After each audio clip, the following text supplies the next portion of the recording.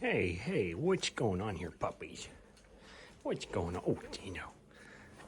Are you 15 and a half for a golden retriever and you're 13 and a half? How's that possible? How's that possible, big girl? How's that possible, Dino? Oh, man. Gotta get started, everybody. Gotta get started. Let's go clear some driveways. It snowed last night. 2 inches. First snow of the year, which is amazing for us.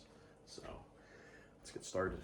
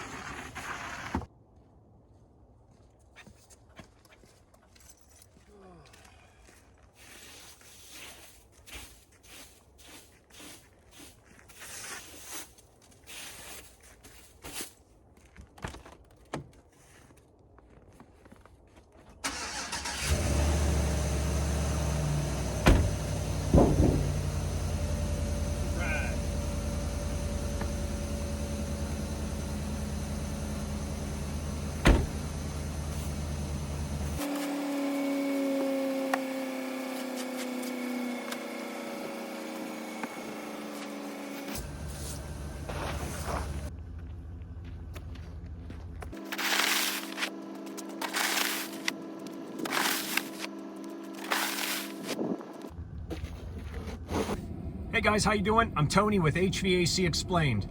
I'm on that one job site to take a look at, I believe, 2 rooftop units that are not heating at this time. I've been out here before, and I think one of them, at least, I have a quote in for a draft inducer motor assembly on it's either a York or a Lennox unit. I gotta look at my notes. I don't know if that's been addressed yet, if they took care of that. I'm not sure. It's happened before where there's a communication loss, where you show up on multiple calls, nothing has been done. So I got to see what's going on here if that's the case. This is actually that same building where I posted a video. It's called Hard to Stop at Lennox. And what happened was the wind come across the roof. They had a curb that was not set up properly, and the unit actually tipped almost all the way, flipped over, and it was running. It was still cooling. And the gas line stuck into the roof, kind of like a kickstand, okay? And it just stuck there, so they were lucky. Nothing happened, but anyway, so yeah, we got like 2 to 4 inches of snow last night, so I got on my snow pants right now. Got Carhartt's, a scarf, and I got my hat here. Shaved up too, because first time meeting this customer, want to be presentable. You guys saw me a couple hours ago. Woke up with a bad headache, so hopefully this coffee will take care of that.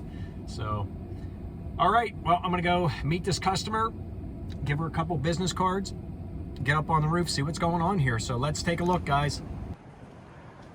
Okay, guys, 61 degrees in here, and it's set for 69. We are rather cold at this time. We are blowing. We are definitely blowing. One thing I'd like to point out, with heating and air conditioning, you have to have a supply duct and a return duct. So you push air in and suck it out. Nothing in here, okay? So, just trying to shoot this real quick. Okay, let's go take a look.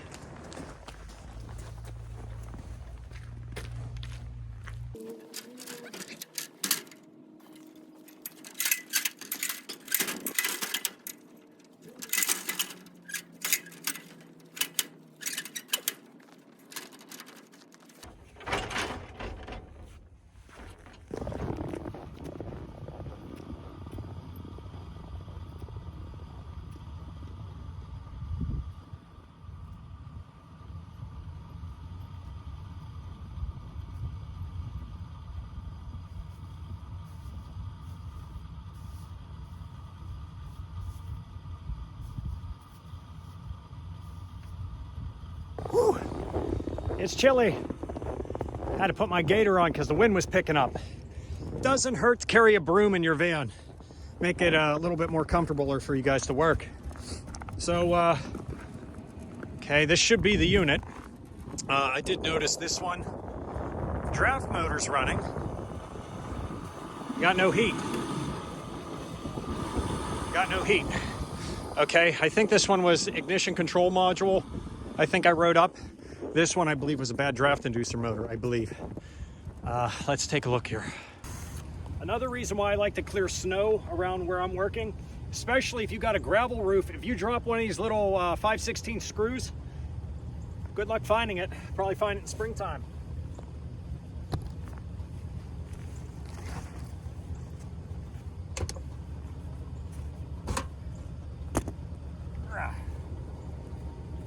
Okay. Set her aside here.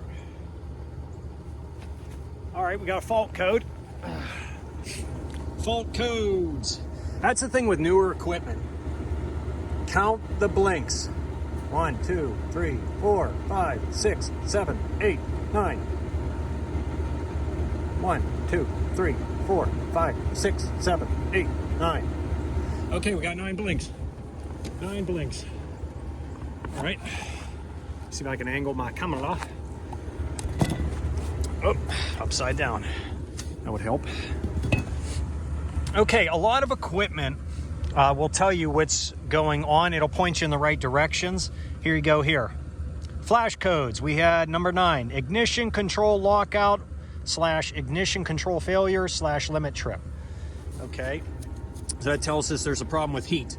Now we're gonna go ahead and just verify. We're gonna check between R and W to verify that we are heating. So let's go ahead and do it. Let me pull out my meter. Okay, so I'm gonna lean down here. I wish I could show you guys better. I'm gonna check between R and ground, and we should be reading 24 volts, okay? 26 volts, all right, that's good. If there is a call to heat for W1, we should have 24 volts. Yes, we do. Now, I'm gonna check between R and W1. We should be reading 0 volts. Let me try to get in here so you guys can see. 0 volts, okay? That's because the circuit's closed. You have 24 volts going through that switch, through the board. So, just while it's running, I think the draft motor was locked up, was the problem. It was very hot before. But you know what? I'm gonna try to jam a tool in here and see if I can just see if it spins at all. Hopefully it doesn't short out. Yeah, see, it's tight. Ain't moving. See, that should be turning. So, yeah, I guess it wasn't fixed. It must have been lack of communication. So let me do this. Just so I can show you guys more here. I'm gonna pop this door off and I'm gonna use my volt pen to see if we have a call, if we have power going to, we have power. You know, you people from the south don't know our struggle up north, you know that?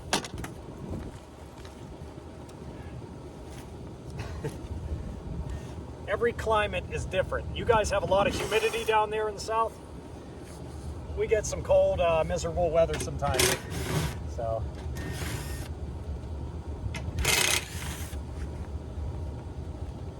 Ah.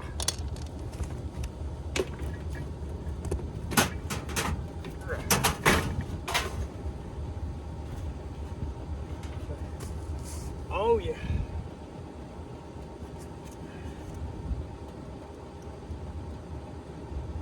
Oh yeah, motor's real warm too. All right, now I'm gonna pull out my volt pen. Now, volt pens, they pick up a little bit of interference signal.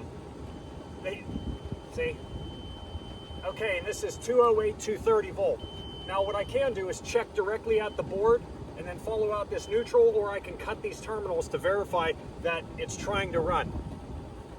But it's locked up, as we know, at this time, so it ain't turning. So our motor's definitely bad. We had like bad bearings in March on it, or it was not running. I got to look back through my notes in the one video.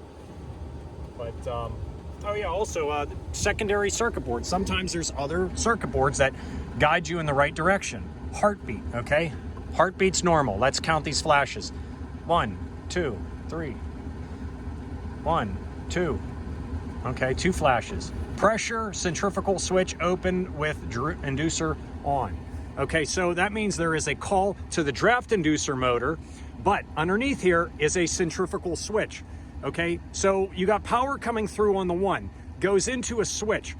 Once this motor spools up, instead of using a pressure switch, it's using a centrifugal switch. It spools up, closes the switch, power transfers through, and then tells, I don't know if it's going to the circuit board this time or if it's going to this board, but it basically says, hey, our draft motor's running. We got the draft motor running to pull the combustible gas through the burners. Go ahead and ignite. So, but I want to just prove my point here. So let me grab a couple tools here. Okay, guys, I got approval from my customer, and the motor is in stock. I want to show you guys that we do have 208, 230 volt to that motor, just to verify. Okay, there's one side. Okay, got my disconnect off. Now, what I'm going to do is I can go ahead and check from this one wire and on the circuit board itself. Let me see if I can get a closer shot here. I'm going to turn power back on, and we should be reading, because that's 208, 230 volt. From the one terminal, which our red wire was going to, we should be reading 120 volt to ground. The other wire, like I said, 120 volt to ground. Combine the two, 208, 230. I'm going to turn power on. There's probably going to be a time delay. All right, maybe not. Hang on. I heard a click from in here, and I see that circuit board blinking. Okay, let's check here first. 119 volts. Okay, good. 117 volts. All right, let's combine them. 205. Okay, so we got our voltage there. Oh, blower motor kicked on. I jumped a little bit. I don't know. You guys will notice that in some of my videos. When something abruptly kicks on, it startles me. The reason why, I've been doing heating and air now for, I don't know, 19 and a half years. And I just turned 39, so almost half my life. Anyways, the reason why I jump once in a while, I've had 460 volt 3-phase completely annihilate voltmeter tips. And believe me, it gets you a little gun shy from time to time. So yeah, I got some snow going on here. Not a bad thing. Feels good sometimes. So, all right, I'm gonna go ahead and take this out, get over to my supply house. I gotta get this changed, get them some heat. It's 61 down there. So here we go.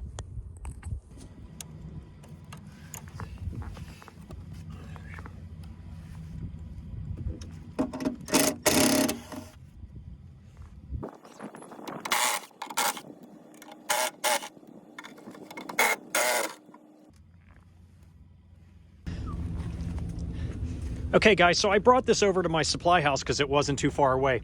The wheel is stainless, I believe, because it's not corroded at all. Also, look inside of the cups here on this squirrel cage on this wheel.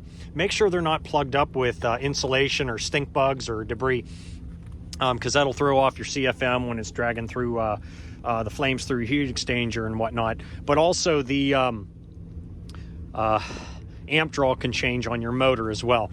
Now, these nuts can be a pain to take off, okay? Hit them with a wire wheel or a brush when you take them off, and I prefer using this rust breaker on them. It actually works very well. There's very little to no odor with this product. That's why I like it. So I use it on a lot of things. Now, these nuts here, taking these off, I had to go to Home Depot, and I actually purchased a container of them because sometimes you can't get them off, okay, like they're actually coming off here. It doesn't always happen in the real world. So, but let me gently slide this off. Hold on one second here, guys. Okay, I'll set that aside there. Now, believe it or not, these aluminum spacers, okay, there's 4 of them. They're like $2 each. They don't sell them in a pack. They don't, there should be one whole kit, okay? So it's definitely locked up here.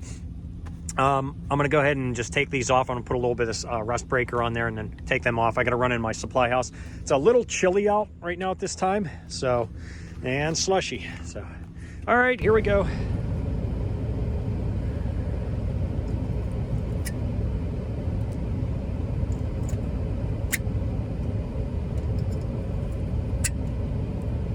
Okay, now all I need is the motor now, instead of all those extra supplies. They don't always come apart like this, but it's always to get more parts than not enough parts, because that's the last thing you want to do is rip into something and then, well, then you're stuck. So, all right, let me run inside the supply house here and get this new motor.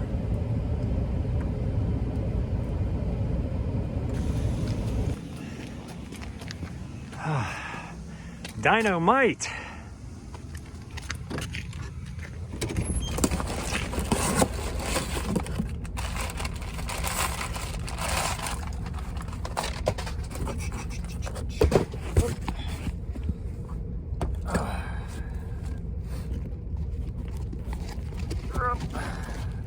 Left my tripod on the roof. Okay guys, so we got the new motor. As you can see she spins. Look at that. One finger, very, very gentle. Got the other one, and moving. All right, so she's back. Now, I prefer taking a little dab of anti-seize. Okay, little dab of anti-seize. I put just a little bit on them studs there, so I can put them spacers on so they come off in case this ever gets replaced again, which hopefully the unit gets replaced by then. 1, 2, 3, and 4. Okay, now I don't know if you guys caught this in the beginning part here. If you see those couple lines on here, okay, I do that in general because it tells me where the wires once were. Okay. Okay. Now, okay, I was not prepared. I like to put a little dab of Loctite on there. Let me see if I have it right here. Okay, guys, it's a good practice to put Loctite on there, but there are these separate washers that are on here for lock washers.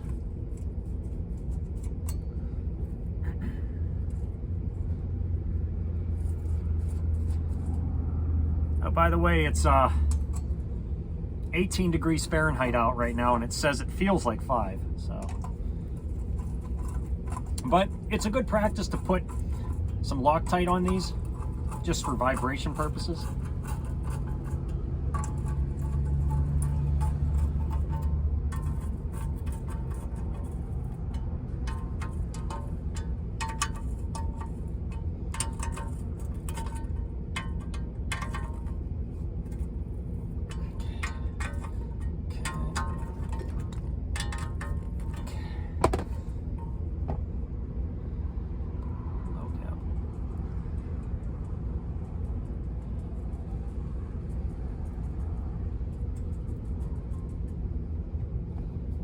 Bit of anti-seize for good measure.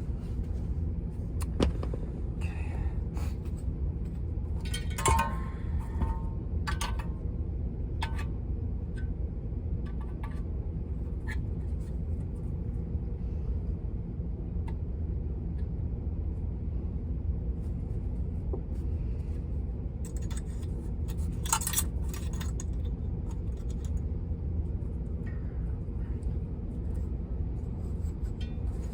Want to make sure that wheel's very close, but you don't want it to touch the bolts up under, or the nuts up underneath. So, okay, there's that. Okay, all right, we are good. Make sure she spins free, because if this motor wheel is too high, it'll smack into the housing and won't run. If it's too low, it actually will hit them nuts underneath there and obviously not spin. So, all right, let's get back over to our piece of equipment. Here we go.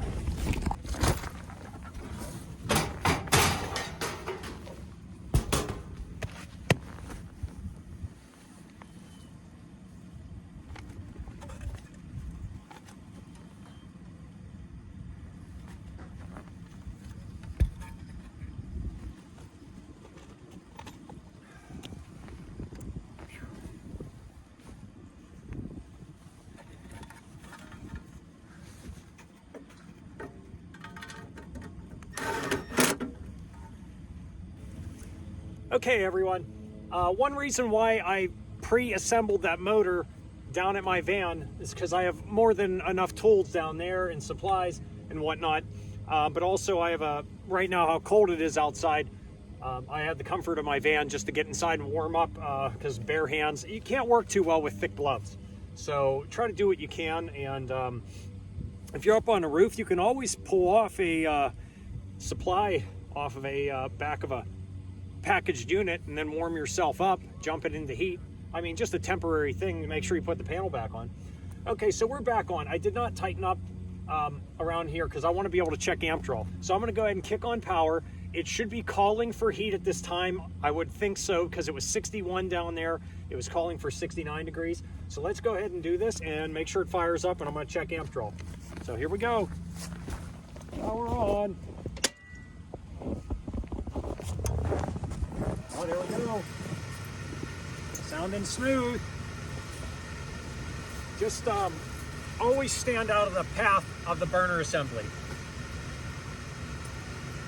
So it's making the centrifugal switch. It's going to go through our safeties. Trying to ignite.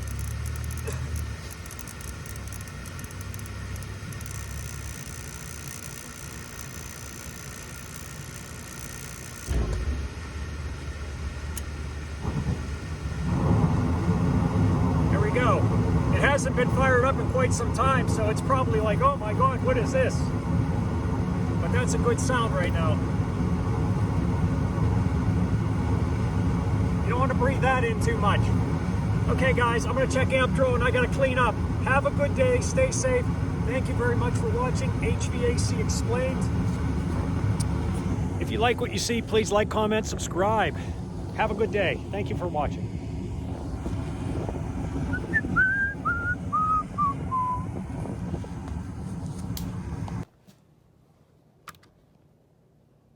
There we go, people. That's what I like to see. We're all good. Alrighty, have a good day.